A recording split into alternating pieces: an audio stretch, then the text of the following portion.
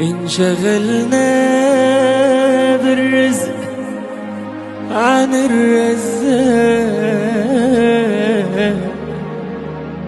وانشغلنا بالنعم عن المنعم، ولا بنحس ولا بنحس بالنعمة غير لما تروح من ايدينا.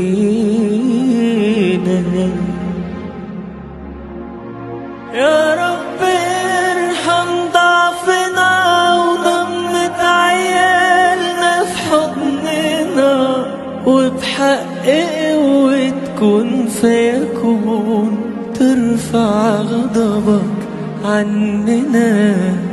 يا رب ارحم ضعفنا وضمة عيالنا في حضننا، وبحق وتكون فيكون ترفع غضبك عننا.